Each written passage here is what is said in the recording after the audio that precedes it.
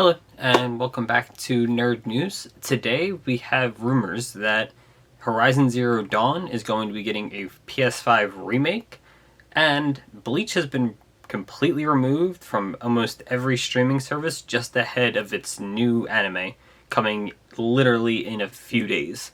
Let's get started. First up here we have Bayonetta 1 getting a re-release on the Nintendo Switch. That came out the other day, I believe it was Friday. It has been released previously and it has been completely available on the Switch, but digital only. So they re-released it physically, and that's good. You can go to Best Buy, it's $30.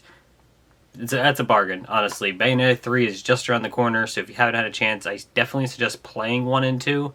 But even still, I would suggest picking this up. This is probably going to become this will probably become a rarer game later down the line, as this is our only physical copy of it on the Switch. I believe Japan and maybe Europe got it physically previously as part of like a collector set, but we haven't gotten it at all. So this is probably a good pickup to have. Also, it's just a really good game. So if you haven't had a chance to play it, or even if you think you might like it, I suggest picking this up now. It's only $30. Definitely worth picking up.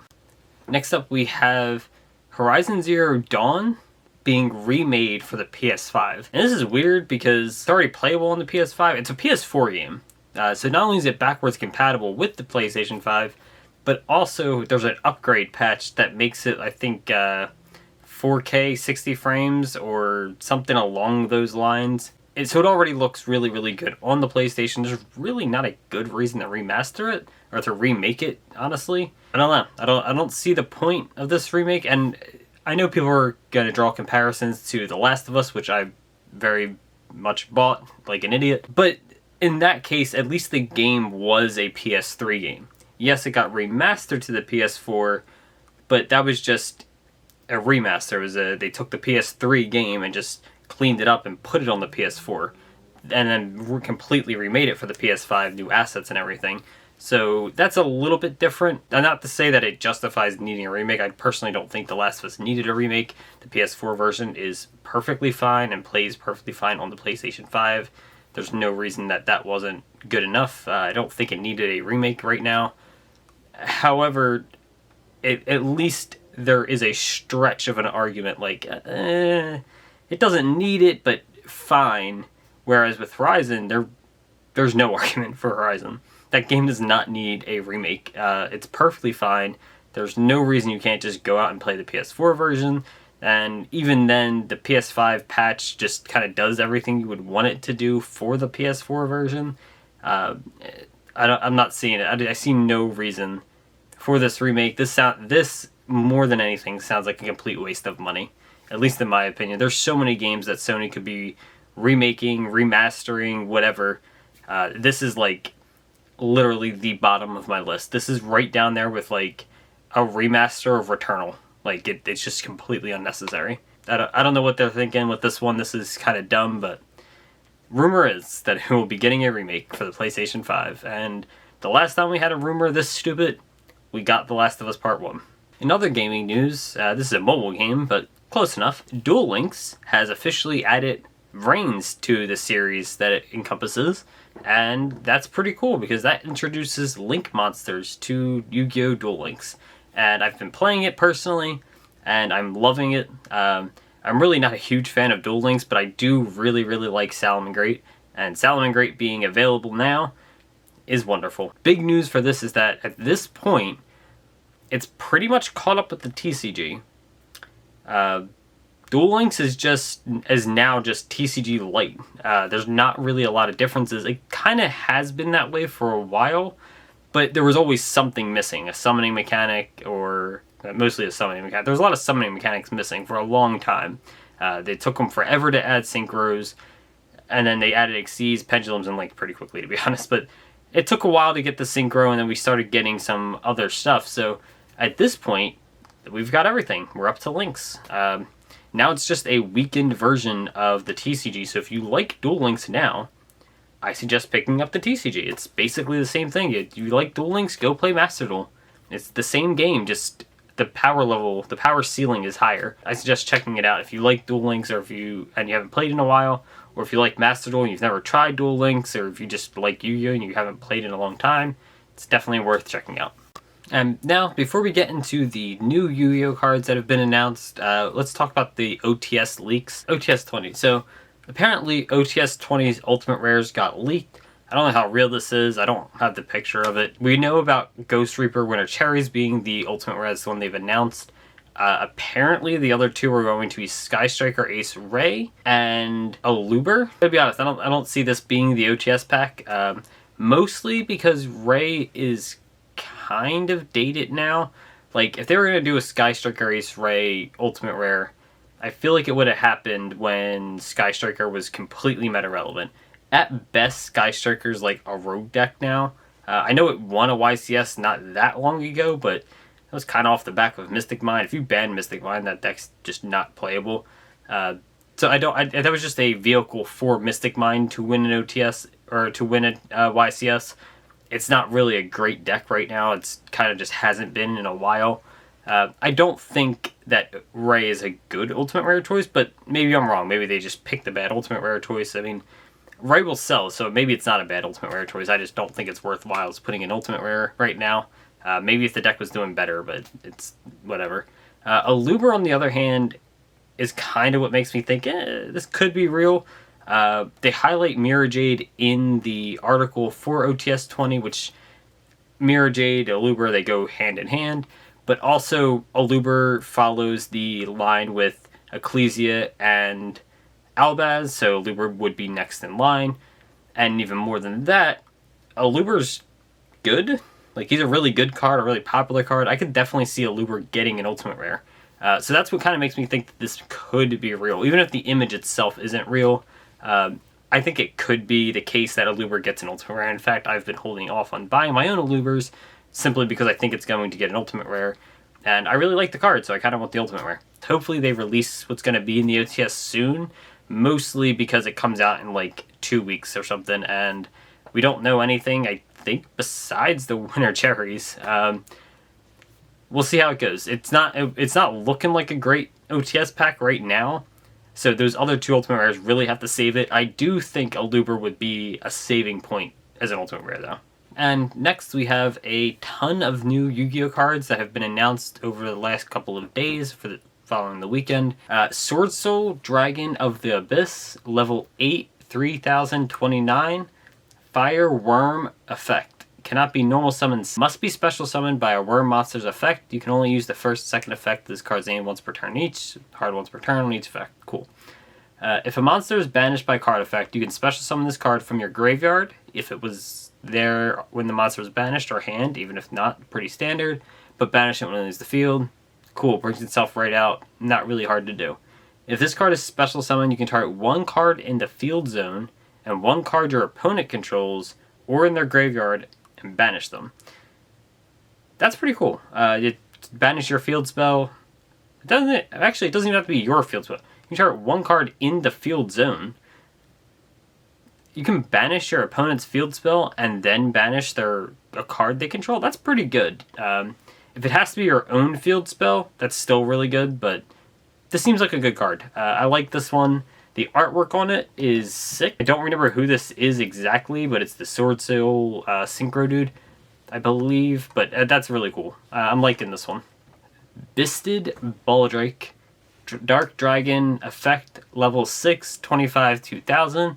You can only use the first, second effect of this card's name once per turn each. Again, hard once per turn, that's good. Dark Dragon, level 6, these are all good things.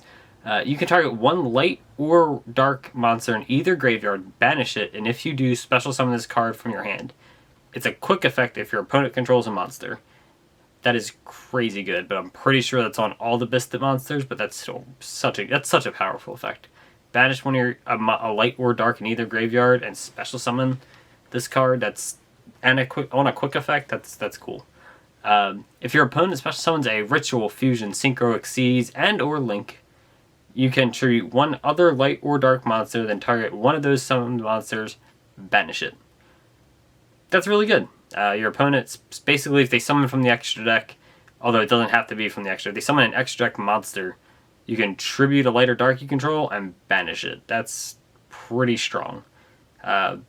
Not sure if that's strong enough to keep on.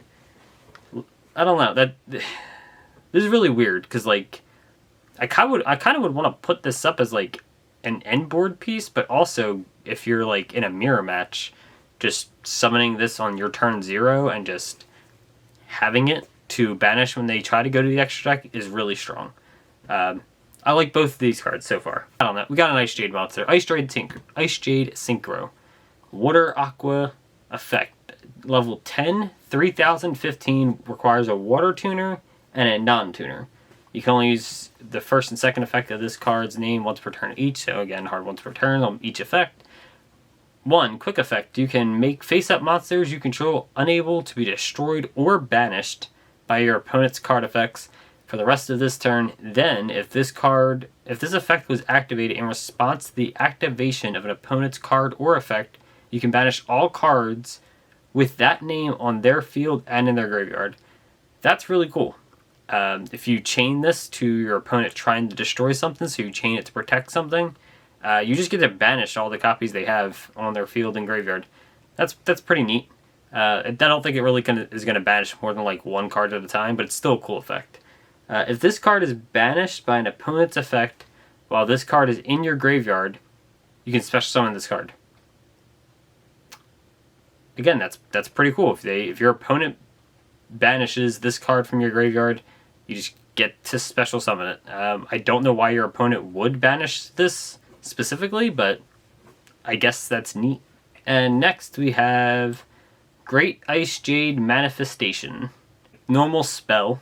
So if there is a monster on your opponent's field and or in their graveyard and you have a water monster, you can take one Ice Jade monster from your deck and send it to the graveyard or special summon it. That's really good. This is an emergency teleport or a foolish burial as long as you control a water monster. That's really strong. Your opponent has to have something on their field or in their graveyard, but honestly, if they hand trap you, that's something. I know hand traps aren't really being played a lot right now. We're kind of in a board breaker meta, but that's not always going to be the case. So if you're going second, or if your opponent just like ashes something, there you go. You officially can Rhoda or emergency teleport an Ice Jade from your deck with no level restriction. I do not know what their levels are, but this doesn't have a level restriction. That's pretty good. This is a strong card. I like this. If a face-up Ice Jade monster you control leaves the field by your opponent, except by being destroyed and except during the damage step, you can banish this card from your graveyard, then target one card your opponent controls, banish it. That's a really strong graveyard effect. It doesn't even prevent you from doing both. So if you do one, you still get to do the other. A lot of times they say, with spells and traps you can use one, but then the other effect can't be used the same turn. No, you can do both of these on the same turn. Oh, these are two really good effects. I'm not sure how good Ice Jades are in general, but this is some really strong support. Even if the deck itself isn't good, this is just good water support, because I know a couple of the Ice Jades are pretty generically good for water decks, and this is just more generically good water support. Special summoning an Ice Jade from your deck is just strong in general, and then if they try to get rid of it, you can banish something. This is good. I like both of these cards. And the last two, we have Alba Zoa of Dragma, White Zoa of Dogmatica. I have a feeling they're going to name this Nadir because of... So, its actual Japanese name is White Nadir of Evil Dogma. We got Nadir's Servant as Nadir's Servant. So I have a feeling they're going to name this White Nadir of Dogmatica, but they're calling it right now White Zoa of Dogmatica. Level 12 light spellcaster ritual monster. 4,000 attack and defense. You can ritual summon this card with Dogmatic Calamity. Cannot be ritual summoned except with a Dogmatica card. Its effect. And you can only use the second effect of this card's name once per turn. So the first effect, Dogmatica monsters you control are unaffected by your opponent's activated fusion, synchro, exceeds, and link monsters effects. So activated effects they are not affected by. And 2, during your main phase, you can have your opponent apply one of these effects. So I assume your opponent gets to choose, but I'm not positive on that. I could be wrong. You might get to choose one. and then they have to do it. But regardless, these are both really strong effects, so it doesn't matter that much. They can send one card from their hand or extra deck to the graveyard for every 2 cards in their extra deck. So at a starting count of 15, you get to send 7 cards from the hand or extra deck to the graveyard. That's pretty good. They return all Fusion, Synchro, Exceed, and Link monsters they control to the extra deck. So it's either bounce everything or basically rip apart their hand or extra, or both, to be honest. The problem is the level 12 Ritual. Ritual's never good, but you know, it's still a good card. Seems like a very good card, even if it won't be like insane. It has a really strong effect if you can get it out. If you can make that consistently come out on turn 1, it's really good. Dogmatic Tricks? Sure. It looks like it's supposed to be Dogmatica and Matrix, so Dogmatic Tricks. Continuous spell. You can only activate 1 card with this card's name per turn. When this card resolves, you can add 1 Dogmatica Ritual monster or Ritual spell from your deck to your hand. Then, if your opponent controls a monster, you can add 1 Dogmatica card from your deck to your hand. That's really good. Going first, it's just Rhoda for the Ritual spell or monster. But if you're going second and your opponent controls a monster, you get to add 2 cards. That's good. I like that. Once per turn, if you control a Dogmatica Ritual monster, you can look at either extra deck and send 1 monster from it to the graveyard. So you just get to get rid of one of your opponent's extra deck monsters. Or you can get rid of your own extra deck monsters, most of which are going to trigger effects. Garura will let you draw a card. Intis will destroy a card. That's really good. Those are 2 really, really strong effects. Being a continuous spell means that it can get destroyed before you finish the effect, but honestly, that's not super likely. This is just a really good card. I like this. So far, all the cards this is all the cards, but I like pretty much all of these. I don't think they're all, like, gonna see a huge amount of play or anything like that. But they all seem fairly good, which is exciting. It's always good to see new good cards coming out. And in our final story, Bleach has been removed from pretty much every streaming service that it has been available on. It's no longer on Crunchyroll, and that's probably the big one, but no longer on Crunchyroll, just everywhere in the world with the exception of the United States. It's completely unavailable for streaming, and this comes literally days before the new anime starts up on October 10th. So in just 8 days, we'll be getting a new Bleach anime, and the entire series is just gone. It appears that Crunchyroll has lost the rights to stream the show, and that's why it's nowhere to be seen. It's still on Hulu in the United States, but that doesn't seem to be translating everywhere. I don't think everywhere has Hulu, but I don't really know that much. My focus is obviously here in the States. So we still have it on Hulu, but for the majority of the world, it seems like it's just gone from streaming services, which kind of sucks because the new anime is coming, and I'm sure a lot of people want to be watching the show to, get caught up, and it's just unavailable. Hopefully it goes up somewhere soon, probably Disney Plus. That seems to be where it's going to go. For us in the States, it might not happen. I know it's confirmed for the Star section of Disney Plus in Canada. We don't have the Star section here in the States, so maybe for us it'll just be on Hulu. It's fine with me. I don't really care as long as I can watch it. But yeah, it's just completely pulled down. This is just going to drive people to, pirate the copies of Bleach so that they can watch it. There's nowhere to watch it now. There's no form where it is available for streaming, which is kind of ridiculous. And there's still we are now 8 days as of recording out from when the new Bleach anime will air, and we have absolutely no idea where it's going to be airing. We know it's going to be a simulcast, but we don't know where, and that's kind of ridiculous. The marketing around Bleach has been absurd, at least here. in Japan, and obviously I see the Japanese marketing because I'm watching for it, but in Japan they're getting huge marketing, and we're getting like nothing over here. It's ridiculous. Hopefully that doesn't. Hopefully something changes soon, though.